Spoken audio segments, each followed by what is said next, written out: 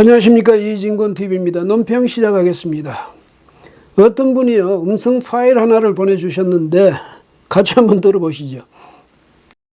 여보세요? 여보세요? 예? 네, 안녕하세요. 선생님, 저희 6.25 전쟁에 대해서 인식조사로 전화드렸는데요. 한국갤럽의 김은입니다. 잠시 통화 괜찮으실까요? 예. 네, 감사드려요. 어느 지역에 사시는지 시나 도만 말씀해 주십시오. 서울, 제주도, 대구 이런 식으로요. 인천요. 네, 감사하고요. 실례지만 올해 연세가 어떻게 되실까요? 60 하나요. 네, 감사드립니다. 먼저 선생님께서는 6.25 전쟁을 일으킨 게 어느 쪽이라고 생각하십니까? 남한, 북한, 남북한 모두, 미국, 소련, 중국. 그 질문이라고 하세요, 그게? 네네. 아니, 네, 인식조사라서 여쭤보는 거예요. 대한민국 국민이에요, 그게. 지금 질문자가 대한민국 국민이세요. 어디서 왔어요? 이북에서 왔어요. 질문이에요, 그게. 네. 질문 아니죠, 그게. 어떻게 그게 질문이에요, 그게. 한국 개인이라는 데가 그런데. 예. 국가보훈처에서 이거 의뢰받아서 진행하는 거라서요, 선생님, 저희가. 아니, 국가관도 없어요. 이 나라가 완전히 망했네. 그러시고요. 말도 안 되는 질문을 하고 있나. 어떻게 그럼 진행을 어떻게 여기까지만 할까요? 아니면 더 계속 할까요, 선생님? 한국갤럽이라는 동네하고 보훈처? 국가보훈처요. 국가보훈처 국민 세금 받아가지고 그런 짓이나 엉뚱한 6.25 사변이 어디서 일어난가 그걸 묻는 국가보훈처가 그게 국민의 세금 받아가 할 짓이에요. 그러니까 6.25 전쟁을 일으킨 게 어느 쪽이라고 생각하시는지 질문인데요. 아가씨 그 질문이라고 하세요, 그거. 네, 알겠습니다. 선생님 죄송합니다. 여기까지만 진행하고 마치겠습니다. 죄송합니다. 보훈처의 의도가 어디 있는지는 모르겠지만요. 이건 이제 좌파들의 수법을 연상시키는 그런 조사입니다. 좌파들은요, 오랜 세월 끊임없이 이런 식으로 역사적 사실에 대해서 신뢰를 떨어뜨리고, 그걸 못 믿게 만들고, 그 다음에 이제 그걸 허물고, 거기에다가 자기들이 주장하는 역사적 사실을 덮었습니다.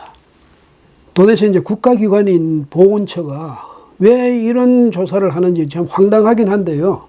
때가 되면 이런 조사 결과가 나와요.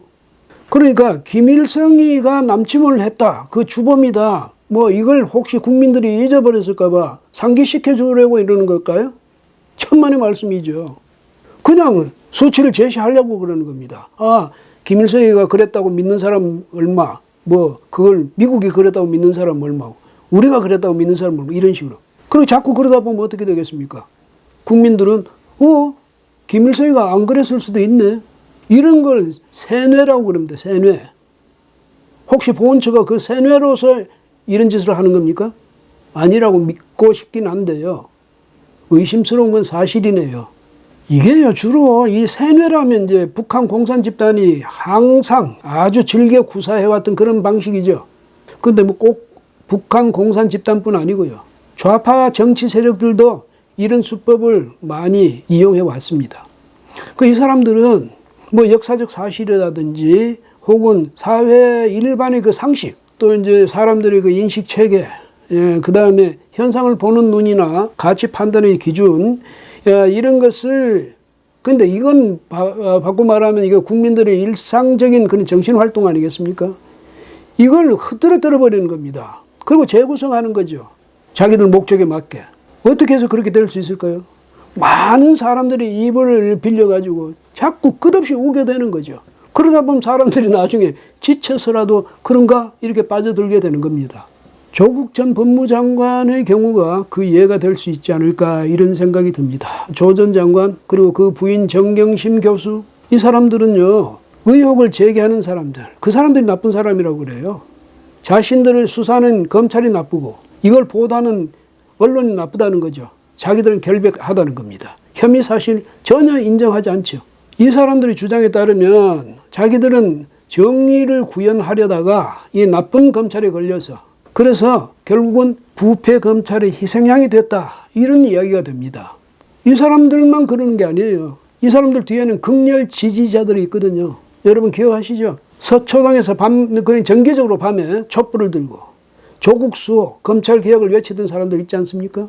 그 다음에 정경심 교수 석방하라고 또 시위를 벌인 사람들도 있죠. 그 덕분인지 지난 10일 0시에 정 교수가 이제 석방이 됐습니다. 근데 그 석방 때까지 기다렸던 사람 중에 어떤 이제 여성이 피켓을 들고 있었는데 그 내용이 참 기가 막힙니다. 어머니는 위대하다. 정경심은 위대하다. 이런 내용이었어요. 정경심 교수가요, 자신들의 자녀들을 위해서 온갖 불법 또 부도덕한 그런 행위를 벌이지 않았습니까? 그런데 그게 위대하다는 겁니다. 다른 사람이 그랬다면 아니겠죠. 근데 정경심 교수가 벌인 짓이기 때문에 그건 위대하다는 겁니다. 왜 이런 인식을 갖게 됐겠습니까? 하도 많은 사람들이 계속 그렇게 떠드니까 지속적으로 이것도 일종의 세뇌 효과가 아닐까 그런 생각이 듭니다. 조 전 장관 이 사람은요 12가지 혐의로 기소가 돼 있죠. 그래서 지난 8일에 이제 처음으로 법원에 출석하게 됐는데 가면서 지치지 않고 싸워나가겠다고 말했습니다. 기염을 토한 거죠. 뭐 이 조 전 장관이나 그 부인이나 또 이 사람들과 연루돼서 기소된 사람들의 공통점이 있습니다. 국민에게 미안해하는 법이 없다는 거죠. 전혀 미안해하는 빛이 없습니다. 이 사람들. 이들 가운데서도 뭐 조 전 장관이나 최강욱 전 공직기강 비서관, 그 지금은 이제 국회의원 당선자가 됐죠. 이 사람들 같이 이 법률 전문가들은요, 아주 공공연히 노골적으로 검찰을 압박하고 또 협박까지 하고 있죠. 최 전 비서관, 이 사람은 세상이 바뀐 것을 똑똑히 보여주겠다. 이런 말을 하지 않았습니까? 그런데 사실은 말이죠. 지금 총선을 거쳐서 여당이 절대적 다수 의석을 확보했죠. 범여권까지 합치면 190석이랍니다. 그러니 앞으로 말이죠. 문재인 대통령이 말 한마디만 하면요. 그대로 국회에서 법이 되는 거죠. 정의기억연대라는 것도 그렇죠. 윤미향 국회의원 당선자가 떠나고 이제 그 이사장직을 물려받은 이나영 교수, 이 사람이 일본군 위안부 문제 해결에 번번이 걸림돌이 됐던 방해 세력이 동조해서 이 문제를 폄훼하고 훼손하고 심지어 활동가를 분열시키고 있다? 누가? 언론들을 가리키는 말 아니겠습니까? 그러면서 상처 입힌 여러분들이 반성하길 바란다. 이런 식으로 준엄하게 훈계를 했습니다. 아무도 문제 제기를 하지 않을 때 용감하고 헌신적인 몇몇 연구가들이 이 운동을 만들어 왔다. 그 당시 여러분들은 뭐하고 있었는가? 이런 식으로 따지기도 했고요. 공격이 최선의 방어라더니 이런 식으로 오히려 말이죠. 여론에 대들고 있습니다. 이나영 신임 이사장. 그동안에도 이런 식으로 운동을 벌여왔다는 거죠. 이렇게 끝없이 주장하면서 많은 사람들을 그 사람들에게서 세뇌 효과를 기대했다는 것 아니겠습니까? 이 사람들처럼 또 조국 전 장관들처럼 그렇게 그 사람을 지지하는 사람들처럼 무리를 지어서 지속적으로 소리를 높이면 그게 어떤 일이든 허위도 진실이 된다. 그렇게 믿게 된 세상에서 우리는 지금 살고 있습니다.